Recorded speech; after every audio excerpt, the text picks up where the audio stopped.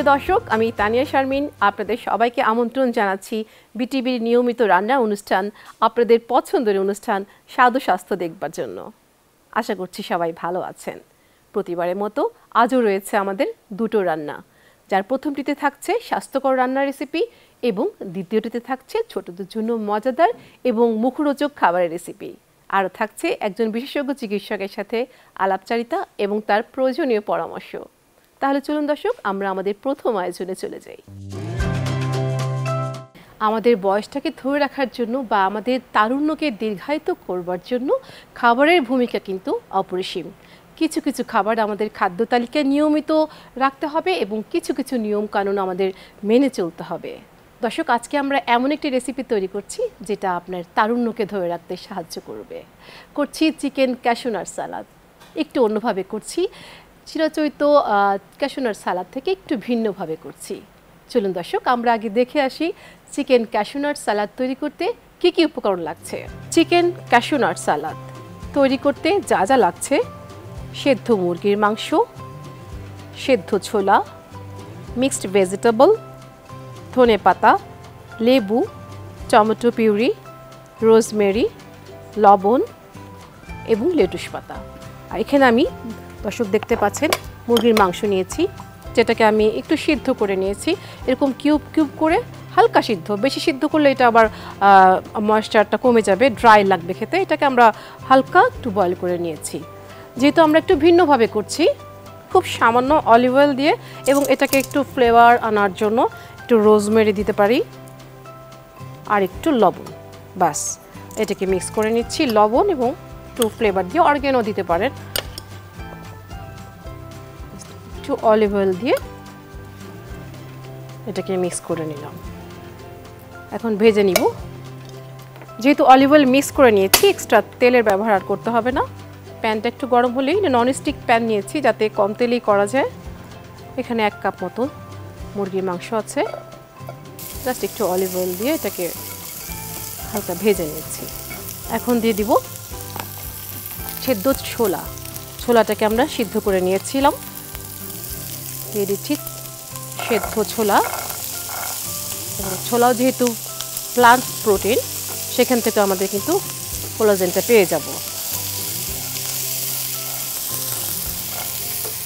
এর মাঝে দিয়ে দিব ক্যাশু নাট বা কাজু বাদাম।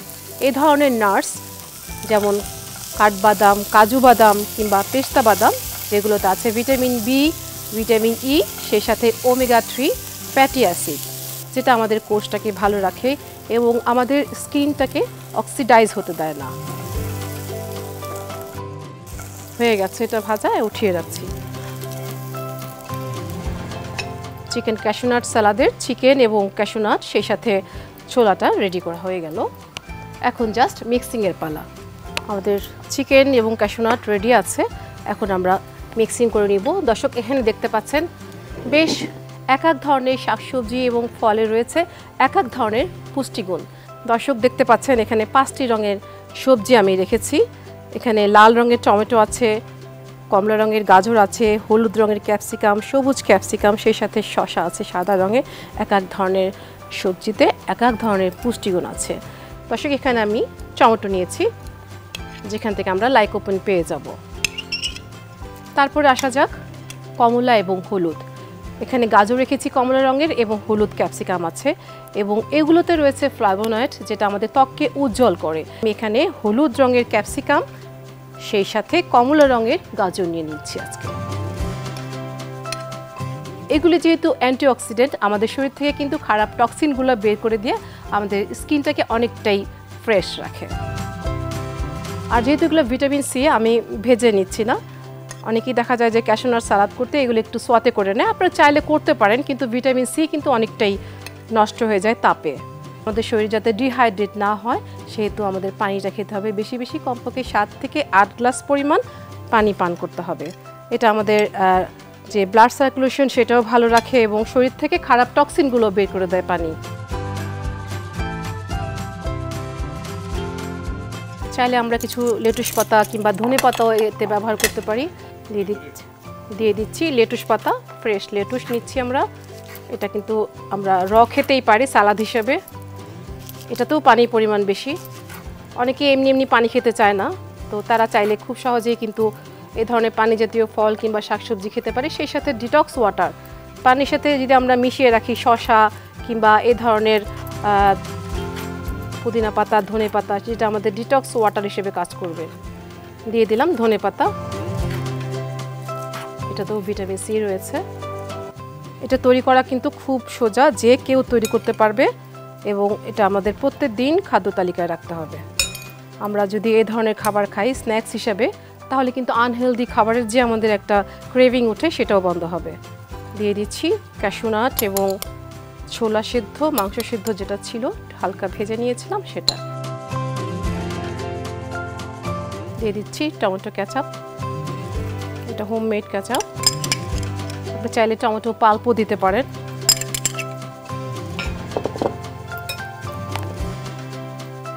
আর একটু লবণ, এটা স্বাদ মতো, চার যতটুকু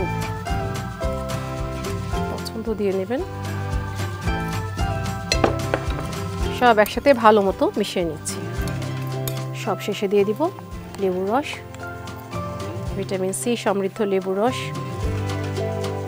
লেবুটাও খুবই উপকারী, খুবই সহজলভ্য, হাতের কাছে সবসময় আমরা পাই এবং এটা আমাদের লিভারটাকে ভালো রাখে এবং আমাদের স্কিনটাকে হেলদি রাখে। চাইলে পুদিনা পাতাও অ্যাড করতে পারেন কিংবা কাঁচামরিচও দিতে পারেন। আমি দিয়ে দিচ্ছি একটু ফ্রেশ গোলমরিচের গুঁড়া।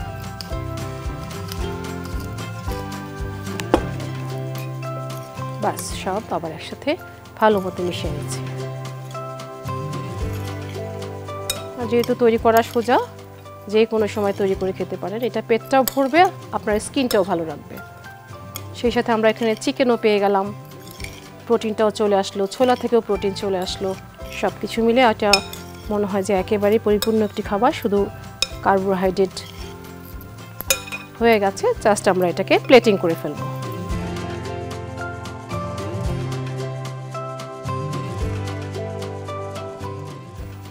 চাইলে লেটুস দিয়ে সাজিয়ে নেওয়া যায়।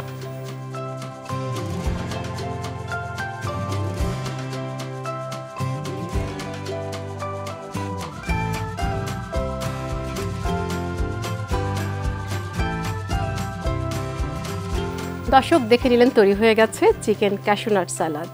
আপনি যদি আপনার প্রতিদিনকার স্ন্যাক্সে আনহেলদি খাবার বাদ দিয়ে, ভাজা পোড়া খাবার, সিঙ্গারা সমুচা বাদ দিয়ে এই ধরনের চিকেন ক্যাশু নাট সালাদ খান, আপনার শরীরে কোলাজেন বুস্ট আপ করবে, আপনার এজিং প্রসেসটা স্লো ডাউন হবে এবং আপনার তারুণ্য বজায় থাকবে দীর্ঘদিন।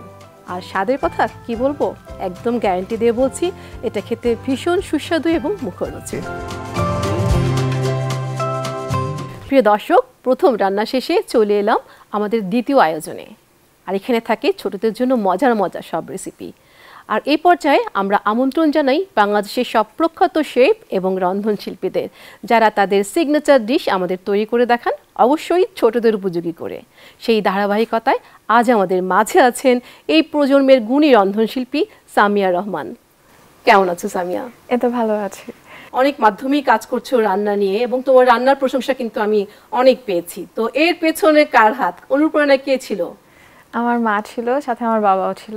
তারা দুজনই চেয়েছেন আমি এই কাজটা করি। যেহেতু ছোটবেলা থেকেই আমার রান্না বান্নার প্রতি খুবই আকর্ষণ ছিল। আম্মুকে দেখে শেখা হয়েছে? জি, আম্মুকে দেখে আব্বুর উৎসাহ ছিল।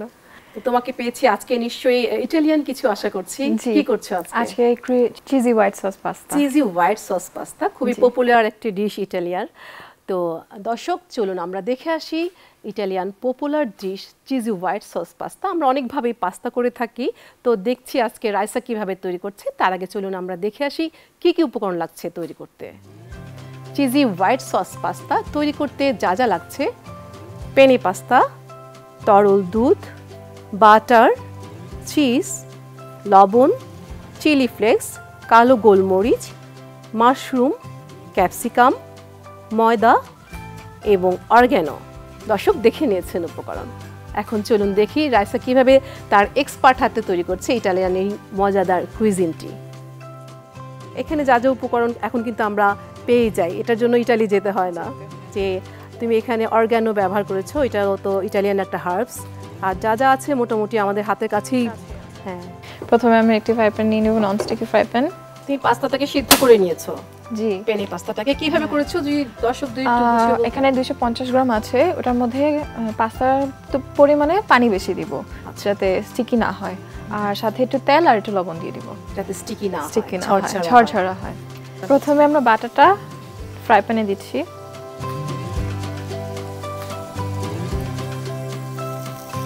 রেসিপিগুলো আমাদেরও ভালো লাগে, হোমমেড জিনিস। হ্যাঁ, একেবারে ফ্রেশ পিওর। এবার আমরা ক্যাপসিকাম দিয়ে দিব। চাইলে বিভিন্ন কালারফুল ক্যাপসিকামও দেওয়া যায়। হলুদ, লাল। এটা একটু বাটারে সটে করে নেব। রান্নাটা কি এখন প্যাশন না প্রফেশন হয়ে যাচ্ছে? প্রফেশন হয়ে যাচ্ছে। খুবই ভালো। এবার মাশরুমটাও দিয়ে দিব। মাশরুম বেশিক্ষণ দিব না, কারণ মাশরুম হতে বেশিক্ষণ লাগে না। ক্যান মাশরুম নিয়েছো তুমি? জি, বটল মাশরুম এটা। এবার আমি একটু লবণ দিয়ে দিব স্বাদ মতো। পাস্তা অনেক কোয়ালিটি থাকে না? এটা পেনে পাস্তা দিয়ে করেছো, আমরা চাইলে স্পাইরাল পাস্তা দিয়ে করতে পারি। এবার একটু গোলমরিচ দিয়ে দিব। তুমি এখানে কালো গোলমরিচটা নিয়েছো? জি। কালো গোলমরিচের ফ্লেভারটা একটু স্ট্রং হয়। হ্যাঁ, একটু ডিফারেন্ট স্মেলও হয়। খুবই ভালো লাগছে। অল্প উপকরণ কিন্তু খুবই টেস্টি একটা খাবার, বিশেষ করে ছোটদের তো খুবই ফেভারিট। মাশরুমটা আর ক্যাপসিকামটা সটে হয়ে গেলে আমরা এটা একটু সরিয়ে রাখবো। অল্প আছে, এবার বাটার দিয়ে দিব। আবার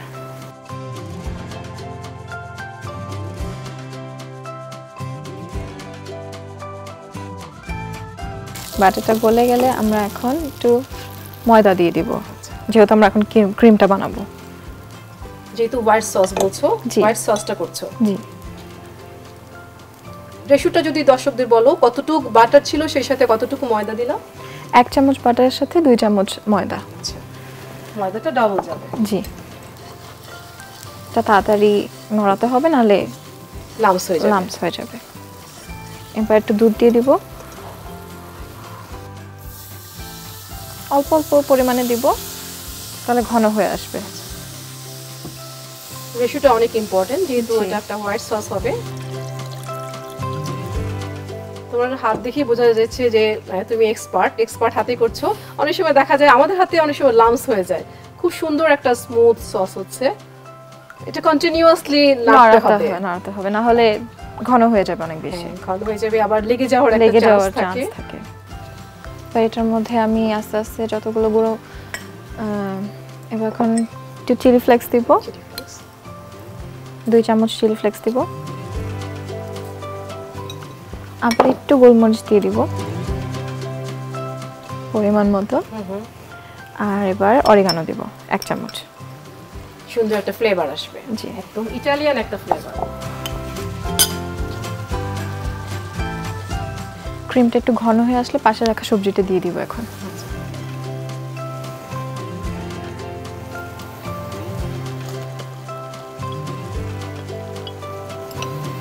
এই পেনে পাস্তার সাথে মাশরুম এবং ক্যাপসিকাম খুব ভালো যায়, খুব সুন্দর একটা মনে হয় যে যুগলবন্ধী। এবার পাস্তাটা দিয়ে দিব।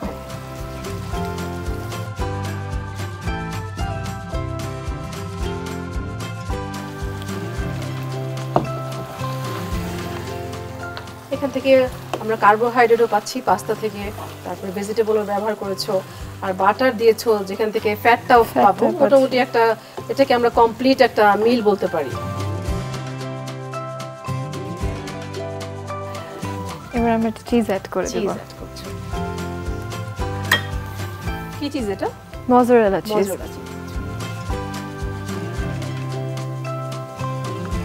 এখান থেকে প্রোটিনটা চলে আসবে, সেই সাথে চিজে আয়রনও আছে, ক্যালসিয়াম আছে।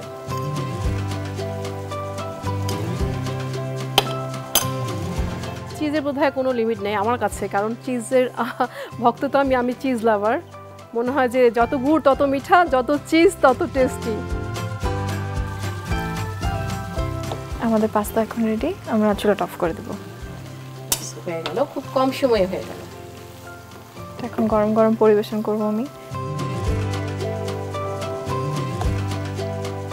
খেতে হবে গরম গরম। গরম গরম।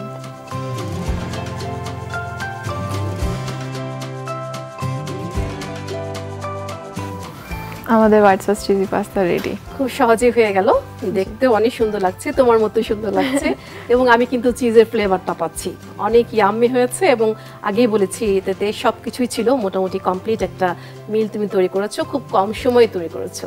অনেক ধন্যবাদ রাইসা, তোমাকে অসংখ্য ধন্যবাদ জানাচ্ছি যে আমাদের প্রোগ্রামে আসবার জন্য, এবং তোমার জন্য অনেক অনেক শুভকামনা থাকছে, তুমি আরও ভালো ভালো কাজ করো, আরও অনেক দূরে এগিয়ে যাও।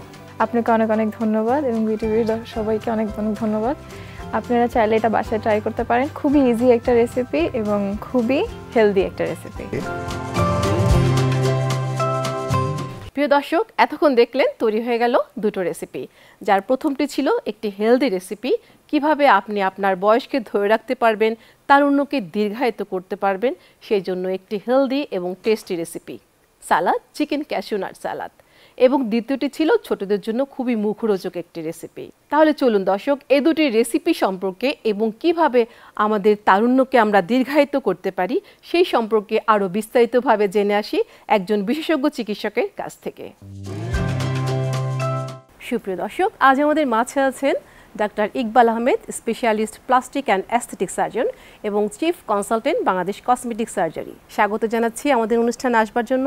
আজকে আমরা একটা গুরুত্বপূর্ণ বিষয় নিয়ে জানব, যে আমরা সবাই জানি যে আমাদের বয়সটা বাড়বে, কিন্তু বেশিরভাগ মানুষেরই একটা প্রশ্ন থাকে কিংবা উদ্বিগ্ন থাকেন, সচেতন থাকেন যে কিভাবে বয়সটাকে মানে তারুণ্যটাকে কিভাবে একটু ধরে রাখা যায়। তো সেই ব্যাপারে কি বলবেন, কি পরামর্শ দেবেন একজন বিশেষজ্ঞ চিকিৎসক হিসাবে? তারুণ্য শব্দটা এসেছে তরুণ থেকে, মানুষ চিরকাল তরুণ থাকতে পারে না, কিন্তু তারুণ্যকে স্লো ডাউন করা যায়। হ্যাঁ, যে আমরা অনেক দ্রুত মুটিয়ে যাব না, অনেক দ্রুত আমাদের বয়সের ছাপ চেহারার মধ্যে পড়ে যাবে না। যে কোনো একটা হেলদি স্কিন পেতে হলে বা একটু তারুণ্য দীপ্ত স্কিন পেতে হলে আমাদের যে লাইফস্টাইলের মধ্যে কিছু মডিফিকেশান দরকার, যেমন সঠিক খাদ্যাভ্যাস, তারপরে হলো শারীরিক ব্যায়াম এবং পর্যাপ্ত ঘুম। এই তিনটা সমন্বয় না হলে কিন্তু কখনোই হবে না। এই তিনটা সমন্বয় হতে হবে। যেমন একটা হলো যে আপনি ডায়াবেটিস যদি নিয়ন্ত্রণ করতে যান, অনলি আপনি ওষুধের মাধ্যমে ডায়াবেটিস কখনোই নিয়ন্ত্রণ করতে পারবেন না, সেটার সাথে আপনার ডায়েটিং করতে হবে, তারপরে হলো আপনার এক্সারসাইজ করতে হবে। তো এরকম আমরা যখন তারুণ্যদীপ্ত একটা চেহারা চাইবো বা একটা স্কিন চাইবো, তখন কিন্তু আমাদের এই যে খাদ্যাভ্যাসের সাথে এক্সারসাইজ এবং পর্যাপ্ত ঘুমের সমন্বয় ঘটাতে হবে।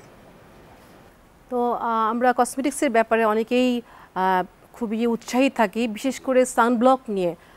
সানব্লকটা কি আসলে অ্যান্টি এজিংয়ের জন্য হেল্প করে, কিংবা অনেকেরই একটা ধারণা থাকে যে এটা শুধুমাত্র বাইরে যখন বেরোবো তখন আমরা সানস্ক্রিনটা দিব, ঘরে দিব কিনা?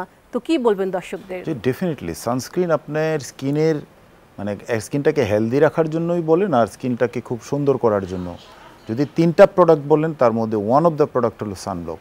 কারণ হলো যে আমাদের এই যে সূর্যের আলোর জন্য বা ঘরের ভিতরে আপনার চুলার ধারে মহিলাদেরকে যেতে হয়, এটার মাধ্যমে যে স্কিনের যে ড্যামেজটা হয়, এটার মাধ্যমে কিন্তু স্কিন অনেকটা একদম বয়স্ক হয়ে যায়, চেহারার মধ্যে একদম রিঙ্কেল চলে আসে, বয়স্কের ছাপ পড়ে যায়। ডেফিনেটলি আপনাকে সানব্লক ব্যবহার করতেই হবে। বেসিক্যালি বাইরে গেলে তো ব্যবহার করতে হবেই, এবং ইনডোরে যখন আপনি থাকবেন, কোনো ধরনের থাকবে না, সানলাইট থাকবে না, তারপরেও দৈনিক একবার সানব্লক ব্যবহার করা খুবই ভালো। আর আপনি যখন ঘরের ভিতরে রান্নাঘরে কিচেনে আপনি যাবেন, আগুনের ধারে যাবেন, তখন তো অবশ্যই ব্যবহার করতে হবে। আমাদের দেশেও কিন্তু উন্নত চিকিৎসা ব্যবস্থা চলে এসেছে, বিশ্বের সাথে তাল মিলিয়েও আমরাও এগোচ্ছি এবং আমাদের চিকিৎসকগণও কিন্তু সফলভাবে সেই চিকিৎসাগুলো করছে। তো তারুণ্য ধরে রাখার ক্ষেত্রে কি কি পদ্ধতি আপনারা করছেন এবং সেটা নিশ্চয়ই সফলভাবে করছেন? জি, এই বাসনা সবারই বেসিক্যালি, সেটার জন্য আমরা উন্নত বিশ্বে একদম লেটেস্ট যে চিকিৎসা পদ্ধতি ব্যবহার হচ্ছে, যেমন হলো বোটক্স, ফিলার, থ্রেড, তারপরে হলো লেজার, মাইক্রোনিডিলিং, রেডিও ফ্রিকোয়েন্সি, এই নন সার্জিক্যাল পদ্ধতিগুলির পাশাপাশি আমরা কিছু সার্জিক্যাল পদ্ধতিও ব্যবহার করছি, যেমন হলো লাইপোসাকশন, ফ্যাট ইনজেকশন, তারপরে ফেস লিফটিং। এগুলোর মাধ্যমে কিন্তু আপনার যে রেজাল্টটা পাওয়া যায়, ফেশিয়াল সার্জারিতে বলেন বা ফেশিয়াল সৌন্দর্যবর্ধনেই বলেন বা শরীরের অন্যান্য অংশের সৌন্দর্যবর্ধনেই বলেন, এটা খুবই কার্যকরী একটা পদ্ধতি এবং খুবই জনপ্রিয় একটা পদ্ধতি। তো এই জিনিসগুলো আমরা সফলতার সাথে প্রয়োগ করছি।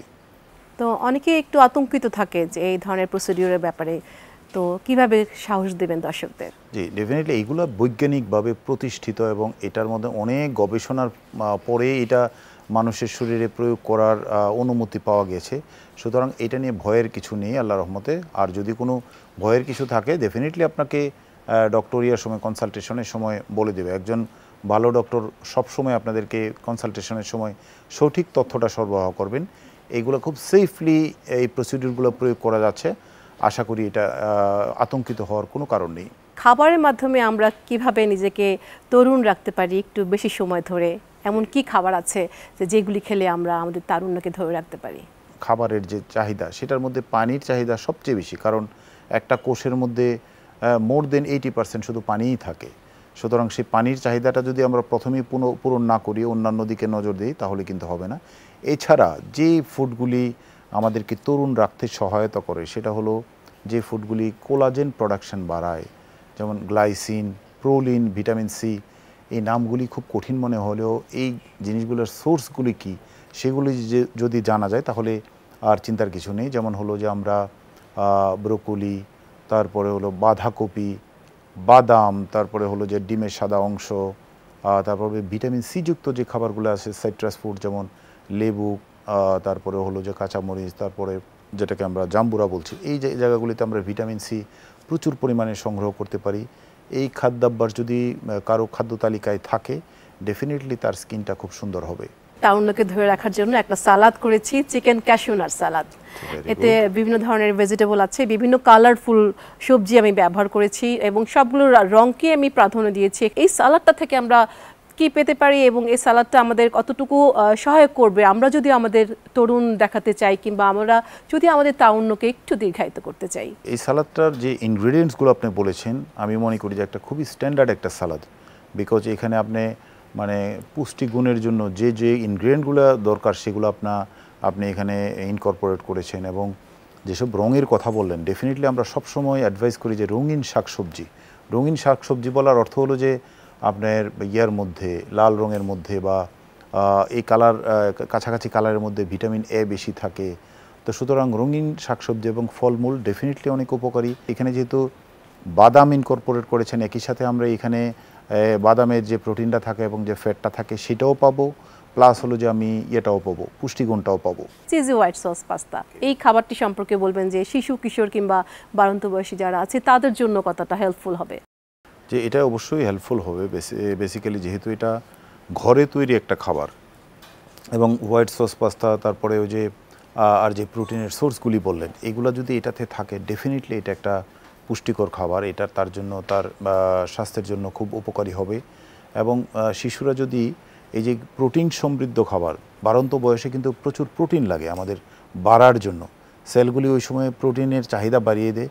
তো এই ধরনের প্রোটিনযুক্ত খাবার তাদেরকে ডেফিনেটলি খুব হেলদি করে তুলবে। আপনাকে অসংখ্য ধন্যবাদ আমাদের অনুষ্ঠানে আসবার জন্য এবং আপনার জন্য শুভকামনা ভিটিভির পক্ষ থেকে। আপনাকেও ধন্যবাদ, বিটিভির দর্শকদের অনেক ধন্যবাদ।